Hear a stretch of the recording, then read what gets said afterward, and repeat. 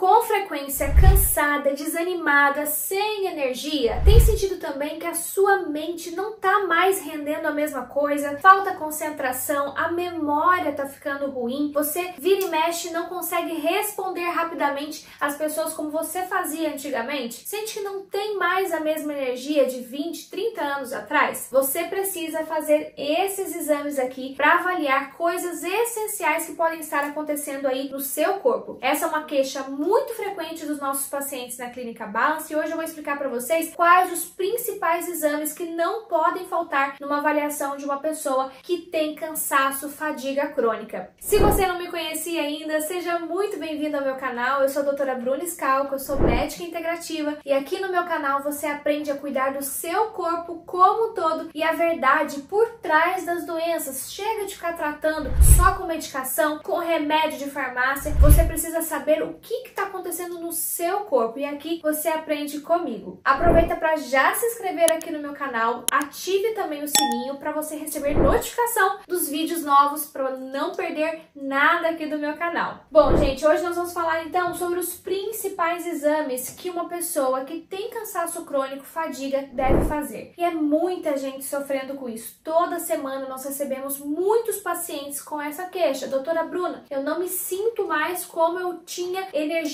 há 10, 15 anos atrás. Parece que eu tô cansada sempre, não tenho vontade de fazer nada. Às vezes isso impacta tanto a vida da pessoa que eu já cheguei a ouvir pessoas falando assim: eu não tenho mais vontade de viver, eu me sinto exausta, eu sempre tô cansada, eu não consigo acompanhar meus filhos, eu não consigo acompanhar meu marido, a energia dos meus amigos, e isso tem impactado muito na minha vida. Você é assim? Comente aqui embaixo de 0 a 10 como é que anda aí o seu nível de energia. Tá ali na metade, sinto mais ou menos, eu sinto um cansaço de vez em quando, mas às vezes eu tenho energia, ou você tá na sua energia mais alta, em torno de 7, mas ainda precisa melhorar, ou você é aquela pessoa que está em 10, super energia, tem vontade de fazer tudo, mas tem gente aí que deve estar no 0, deve estar no 1, no 2, aquela pessoa que está sempre morrendo de canseira. Então, gente, quando você tem cansaço crônico, fadiga mental, exaustão, alterações de memória, alterações de concentração, tudo isso está interligado. Esses sintomas, eles andam juntos. Uma pessoa que tem cansaço crônico geralmente vai ter problemas também cognitivos, problemas de memória, problemas neurológicos. Então a gente precisa investigar esses exames aqui que eu vou explicar para vocês. Bom, o primeiro exame que a gente precisa entender é a tireoide, né? A gente precisa avaliar como está a função da tireoide. Então nós vamos dosar no nosso exame de sangue o exame TSH. TSH é o hormônio tireoestimulante, é o hormônio que estimula a tireoide a produzir dois hormônios que você, que já me segue há bastante tempo, você já deve estar sabendo de cor, porque eu falo muito deles nas minhas redes sociais. É o hormônio T4 e o hormônio T3.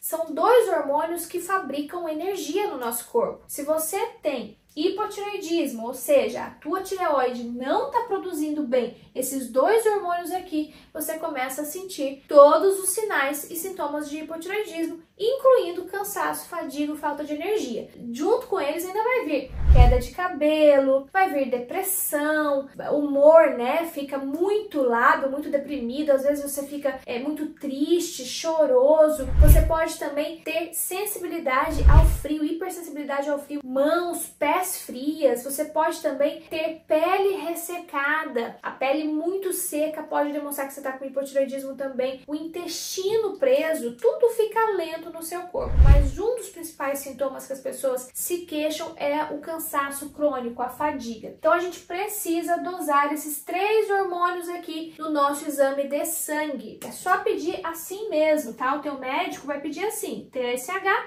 T4 e T3. E por que a gente avalia os três em conjuntos? Porque TSH, hormônio tireoestimulante, ele não é produzido na tireoide, ele é produzido no cérebro. Então, ele vai estimular a produção desses hormônios na periferia e no cérebro. Então, a gente precisa entender não só como está a tireoide, mas também como que está a estimulação dela. Se o TSH estiver alto, acima de 2,2, significa que a tua tireoide já está tendo dificuldade de produzir o hormônio tireoidiano e a sua tireoide está tendo que ser ter constantemente estímulo. Então significa que o teu cérebro, lá na sua cabeça, ó, o cérebro tá tendo que mandar um sinal para a tua tireoide produzir. A tireoide fica no pescoço, né, em forma de borboleta.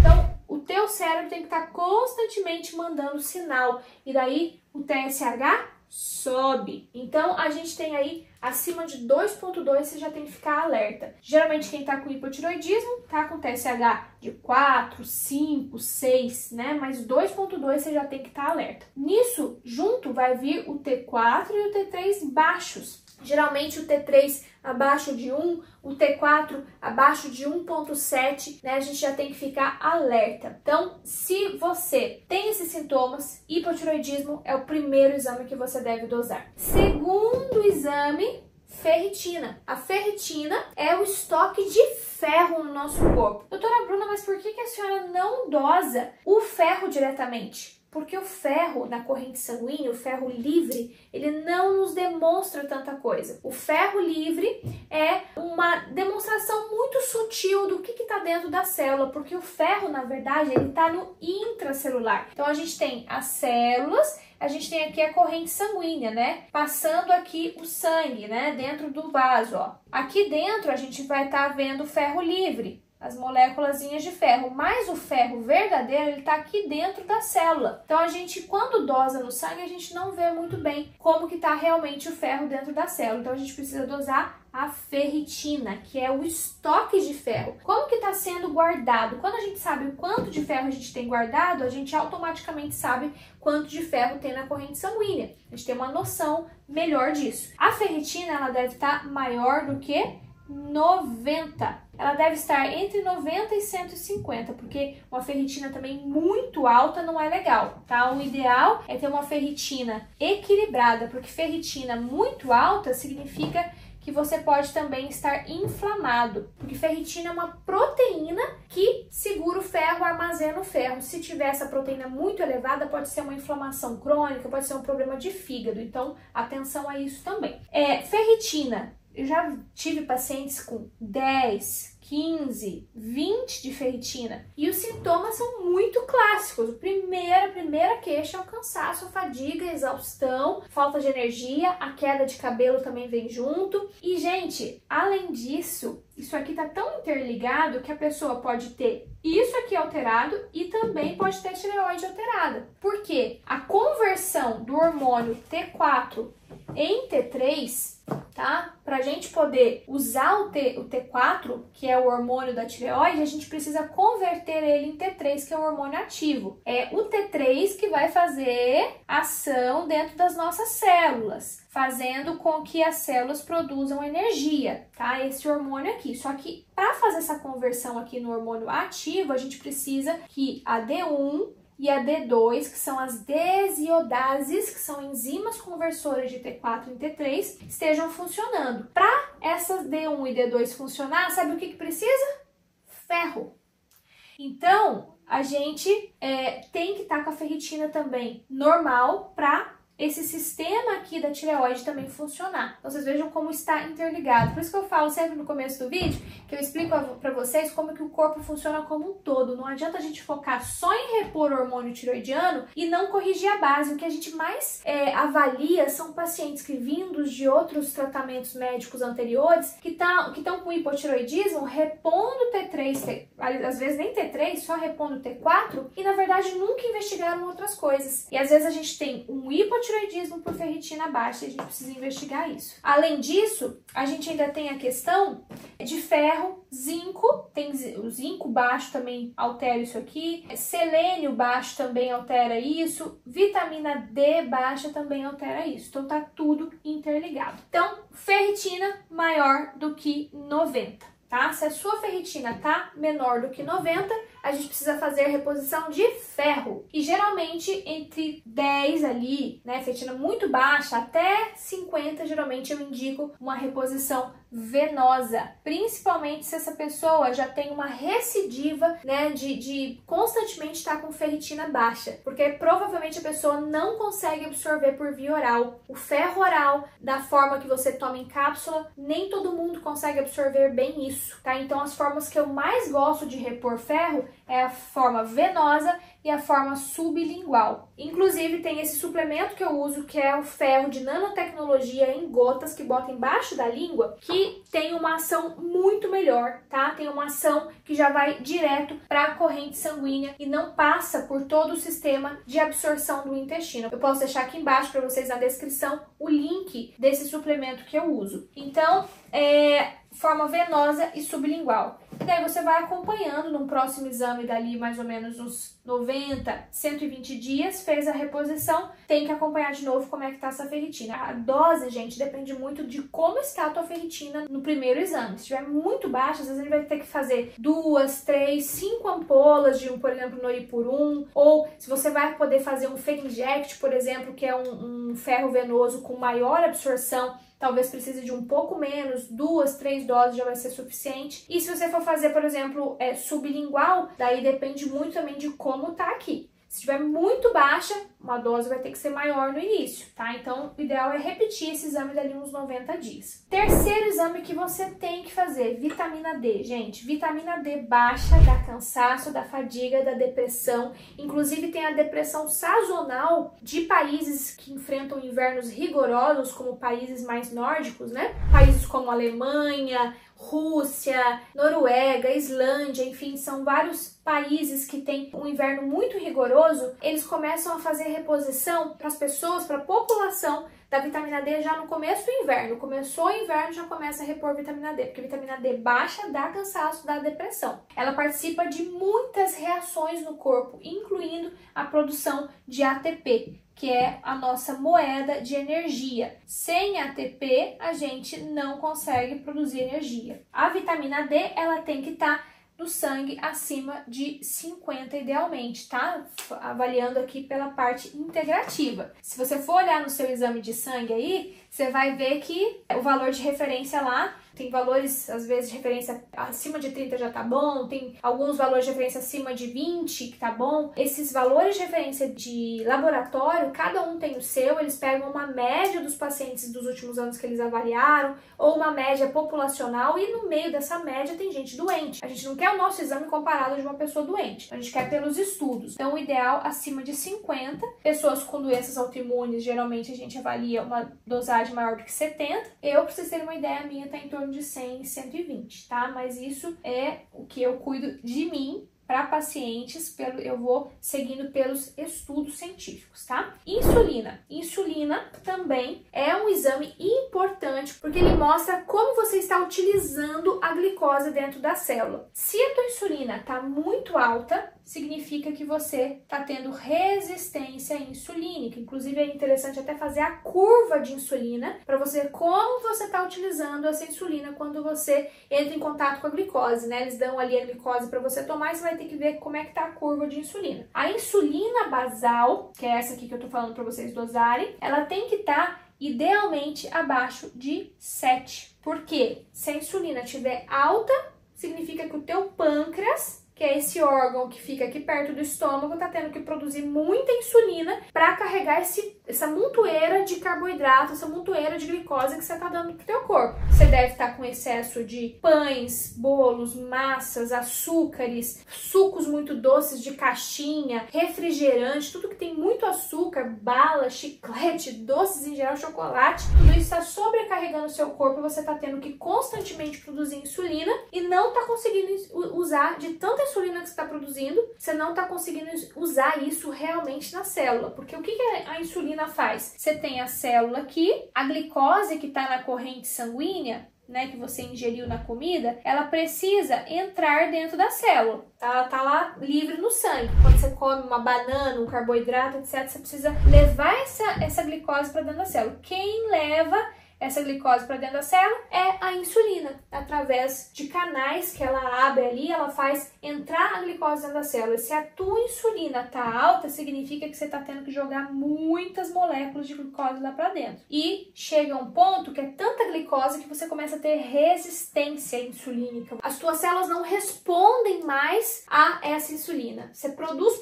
insulina, mas as tuas células ficam resistentes. Nossa, elas ficam cansadas, né? Elas falam assim, nossa, eu não aguento mais tanta insulina. Então isso pode acontecer e a sua insulina fica alta. A insulina alta gera cansaço. A falta de utilização da glicose corretamente, que seria a glicose boa, que vem das frutas, dos legumes, né? O bom consumo, né, de alimentos saudáveis que trazem uma glicose boa e não esse excesso de glicose para o seu organismo, vindo de pães, bolos, etc e tal. Então a gente precisa que essa insulina esteja abaixo de 7. Tá? Para você estar bem clinicamente. E o último exame que eu quero chamar a atenção de vocês é o cortisol. O cortisol, ele é um hormônio natural do nosso corpo, que a nossa adrenal, as glândulas que ficam em cima dos rins fazem, que faz toda a sinalização de produção também de energia no nosso corpo. Então, quando a gente amanhece, quando é de manhã, a gente faz um pico de cortisol. A gente faz assim, ó, produção de pico de cortisol e depois vai caindo até chegar à noite. Então a gente tem, por exemplo, um gráfico aqui, ó, de manhã, ali por volta das 8 horas da manhã, a gente faz um pico de cortisol que chega ali em torno de 20, 15 a 25, e daí depois da tarde vai caindo, até chegar de noite e ficar bem baixinho, em torno de 1 mais ou menos, tá? Pra gente conseguir dormir. Então lá pelas 22 horas, esse cortisol já caiu muito, e daí o que sobe? Sobe a melatonina. A melatonina é o hormônio do sono. Então, se a pessoa não tá produzindo o cortisol basal bem, às vezes tá assim, ó, tá assim, tá baixo, às vezes tá assim, ó, gente. Tão baixo que ele não faz esse pico aqui às 8 da manhã, e daí a pessoa fica o quê? Cansada. Um cansaço, uma exaustão, não consegue sair da cama, falta de energia, sono, tem muito sono de manhã, aquela pessoa que tem muito sono de manhã, pode ser cortisol baixo. E por que a gente avalia o cortisol salivar e não o cortisol no sangue? Tem muitos médicos que pedem cortisol no sangue e eu não peço. Por quê? Porque o cortisol no sangue, pensa comigo, cortisol, ele é o hormônio do estresse, e o hormônio que nos faz viver. Faz um pico de manhã e a gente tem que manter isso estável até abaixar de tarde. Só que daí você vai no laboratório e você já enfrenta ali um trânsito danado, você briga no trânsito, você xinga, você fica bravo com alguma coisa, você discute com teu marido de manhã, teu filho se estressa você se estressa com teu filho faz uma arte ali de manhã, você já subiu demais o cortisol, você já se estressou. Daí você vai no laboratório, a própria dor de você fazer a retirada do sangue ali, aplicar, né, a agulha para tirar o sangue, isso também já faz um pico de estresse. Ou seja, você descarrega cortisol na corrente sanguínea por esse estresse, e daí isso pode dar alterado, e daí você não tem um valor fidedigno. Por isso que a gente dosa o cortisol salivar, porque na saliva você leva o potinho para casa, daí você dosa de manhã, dosa à tarde, dosa à noite, às vezes a gente pede só manhã e noite, daí a gente tem um valor mais fidedigno. Você acabou de acordar, cospe ali no potinho, guarda na geladeira, daí de noite, cospe no potinho, guarda e leva no dia seguinte no laboratório para a gente ter uma ideia mais fidedigna de como está teu cortisol. Ah, doutora Bruna, mas você disse que tem que estar o cortisol em torno de 15 a 25 nanomol. Lembrando, ó, cuidado com esse valor de referência aqui, tá? O cortisol salivar, ele tem que estar em nanomol por litro, mas muitos laboratórios dão pra gente o G por decilitro, né? Microgramas por decilitro. Então, a gente tem que fazer a conversão, tá? Quando a gente recebe nessa gramatura aqui, a gente tem que converter para N mol por litro, para a gente ter uma ideia mais fidedigna, mais certinha, porque a curva do cortisol, o ideal é estar entre 15 e 25 de manhã, como eu disse para vocês, fazer esse pico de manhã e depois cair. Só que se você constantemente fica fazendo estresse,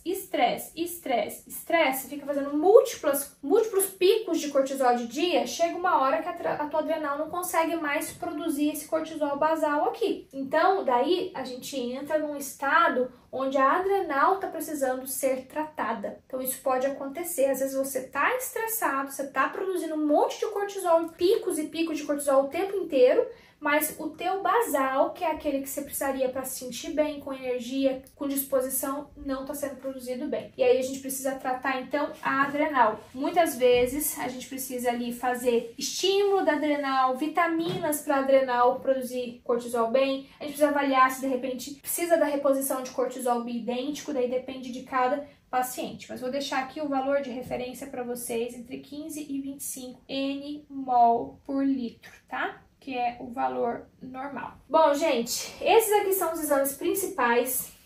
Me contem aqui nos comentários se você já fez algum desses exames, se deu alterado e como que tá teu nível de energia, que eu quero te conhecer. Conta também da onde você está me assistindo. Você está me assistindo de qual país? Do Brasil?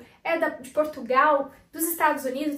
Tenho seguidores aqui de vários lugares. Então, que parte desse mundão você está me assistindo? Deixa aqui nos comentários pra gente conversar. Eu espero que vocês tenham gostado desse novo formato de vídeo que eu vou fazer de vez em quando aqui pra vocês. Com mais explicação, com mais detalhes, né? Escrevendo. Espero que vocês tenham gostado. Comente aqui se você gostou desse estilo de vídeo também. Geralmente eu faço mais explicativo face a face, né? Pra gente modificar um pouquinho o tipo de explicação, ficar mais dinâmico pra vocês. Eu espero que esse vídeo tenha ajudado você a entender um pouco mais sobre a questão do seu cansaço, que você investigue também esses problemas que são muito importantes para você viver bem. Os nossos pacientes, depois que a gente investiga, trata, se sentem renovados, outra pessoa, se sentem super bem consigo mesmo. É uma questão de tempo, 2, 3, 5 meses, a pessoa é outra. Eu gosto muito de tratar fadiga crônica, cansaço crônico por conta disso, porque a gente vê realmente a pessoa sair do pó e se sentir outra pessoa, super energizado e ter novamente aquela vida que você merece ter. Um beijo para vocês e até o nosso próximo vídeo.